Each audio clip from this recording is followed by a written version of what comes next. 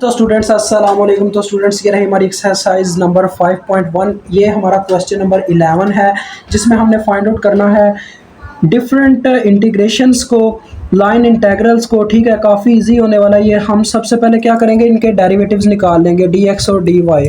तो लिहाजा dx बराबर होगा, स्टूडेंट्स आपको पता है डेरिवेटिव डायरेक्ट अप्लाई होना, तो 5 तो पीछे हट गया, डेरिवेटिव आ गया cos t का। cos t का डेरिवेटिव क्या होता है, माइनस साइन टी। तो लिहाजा माइनस इस शुरू में लगा लूँगा और साइन टी ऐसे साथ में dt। ठीक है जी, टी टाइम का भी डेरिवेटिव होना ना, तो dt आ जाएगा। इसी तरह से y का भी देखो, dy is equal to 5 sine t का क्या डेरिवेटिव होता है स्टूडेंट्स, cos होता है। साइन का डेरिवेटिव cos होता है, तो cos t dt। ठीक है जी, ये डेरिवेटिव्स आ गए। तो अभी तो मुझे इनकी ज़रूरत है, बस इन्हीं की ज़रूरत है। बाद में जब तीसरी डेरिवेटिव की ज़रूरत आएगी तो उसकी बाद में बात करेंगे।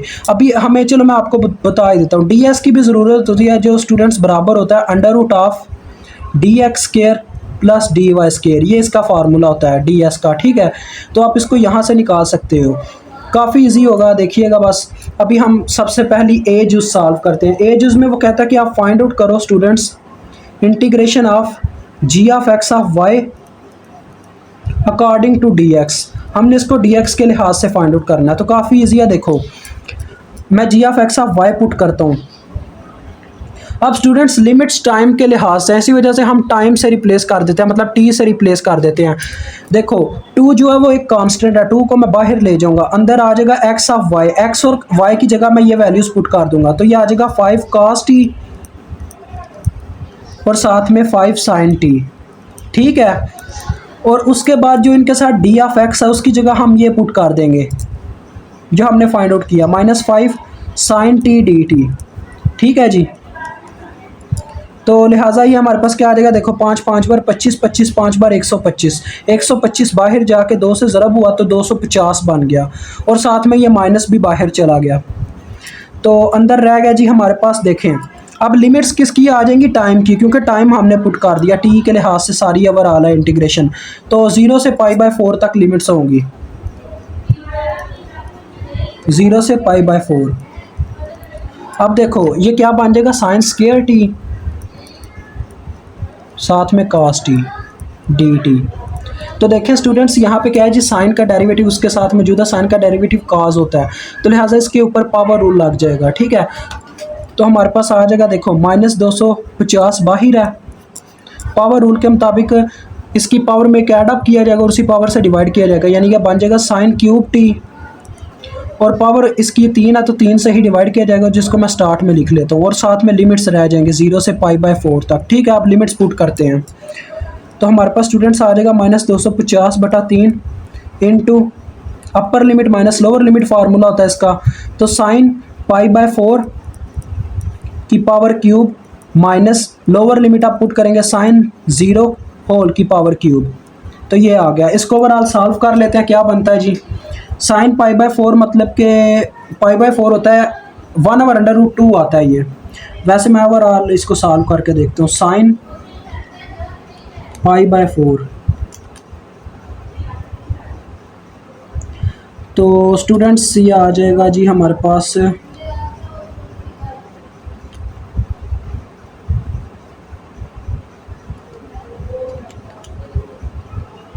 तो स्टूडेंट्स मेरे पास इसका आंसर आ रहा है,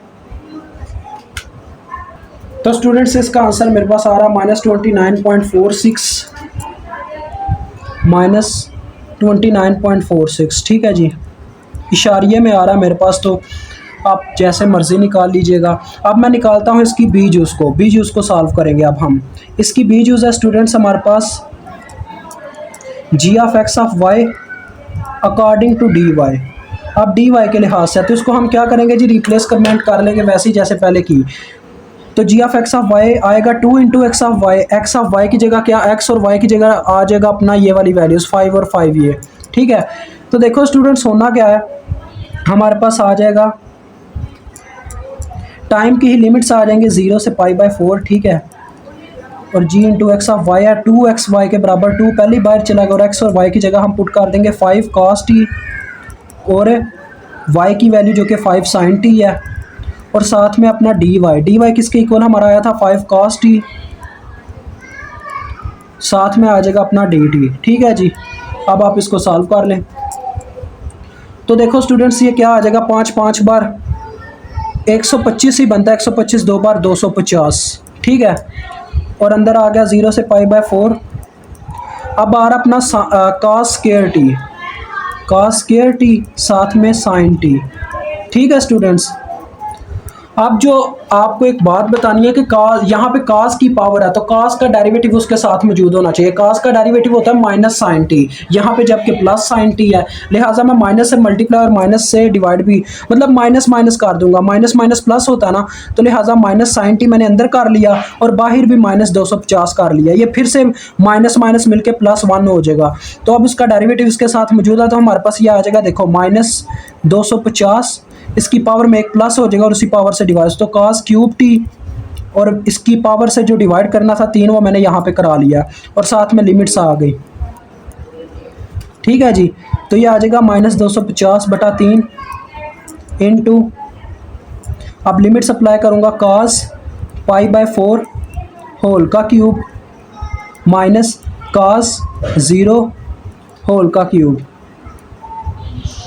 आप स्टूडेंट्स इतना याद रखिएगा कि ये जो cos π/4 है ये भी 1/√2 ही होता है। इसकी वैल्यूज़ अब हमें निकाल के देखनी पड़ेंगी कि ये कितनी वैल्यू देता है। -250/3 इंटू cos 45 डिग्री होता है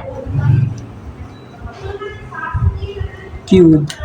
तो ये देखें स्टूडेंट्स, इस तरह से मैं पुट करता हूँ, ठीक है। तो ये आंसर मुझे देता होता है। तो ये भी हमारे पास वही आंसर दे रहा है, -29.46। दोनों का आंसर सेम आ गया, उसका भी ये भी। अब हम सी जूज़ इसकी सॉल्व करेंगे, जो कि लास्ट जूज़ है, जो काफ़ी काम की जूज़ है। तो देखो सी जूज़ में हमें क्या करना होता है, सी जूज़ में हमारे पास आ जाता है स्टूडेंट्स g × x(y) साथ में ds आ जाता है। तो ds को आपको पता ही है कैसे रिप्लेस करना, मैंने आपको फार्मूला तो बताया।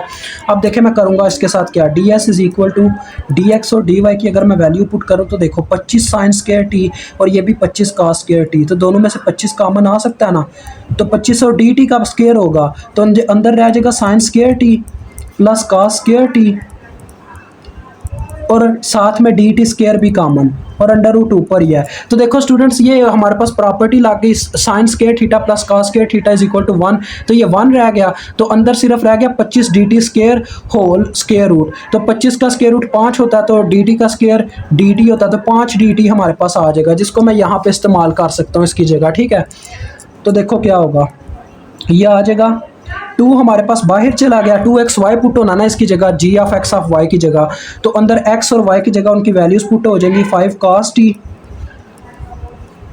5 sin t, ठीक है जी। और उसके बाद जो अपना ds है वो रिप्लेस हो गया 5 dt से, ये आ गया। अब देखो 2, अब ज़रा गौर करना स्टूडेंट्स, हमारे पास अंदर बन क्या रहा है, 5 5 बार 25 25 5 बार 125 125 2 बार 250 होता है, तो 250 ही बन रहा है बाहर फिर। और अंदर देखो अंदर क्या सीन है, अंदर है sin t और cos t। अब यहाँ पे किसी का भी पावर रूल आप लगा सकते हो, मैं तो साइन का लगाऊँ, और लिमिट्स भी मैंने लगानी थी वो मैंने लगाई नहीं, 0 से π/4, क्योंकि टाइम के लिहाज से आप लिमिट्स लगा सकती हैं, तो 0 से π/4। तो देखो स्टूडेंट्स होगा क्या, 250 बाहर है, साइन के ऊपर लगेगा पावर रूल, क्योंकि उसका डेरिवेटिव साथ में मौजूद है, साइन का डेरिवेटिव cos t होता है, तो ये आ जाएगा sin स्क्वायर t और उसी पावर से तकसीम कर दिया जाएगा, जो कि 2 आती है, तो 2 इसके बटे में आ गया और ये इसके साथ इसकी लिमिट्स आ गई। तो देखो ये रह गया 125 इंटू sin स्क्वायर t मतलब कि sin π/4 होल का स्क्वायर -0 डिग्री। स्टूडेंट्स देखो sine square 0 degree, sine 0 degree पे 0 ही होता, तो लिहाजा 0 का स्क्वायर ही आ जाना, वो उसको लिखने का फ़ायदा कौन है मेरे लिए। तो देखो ये 1/√2 होगा, √2, ये 1/√2 आंसर देता है मुझे 45 डिग्री पे, तो उसका स्क्वायर ये आप कैलकुलेटर पे निकाल भी सकते हो, तो मैं निकाल के देखता हूँ जी। तो स्टूडेंट्स मेरे पास इसका आंसर आ रहा है 62.5। तो इस तरह से आपका ये क्वेश्चन सॉल्व होता है। मुझे उम्मीद आपको समझ आ गई होगी। अल्लाह हाफिज़, अस्सलाम वालेकुम।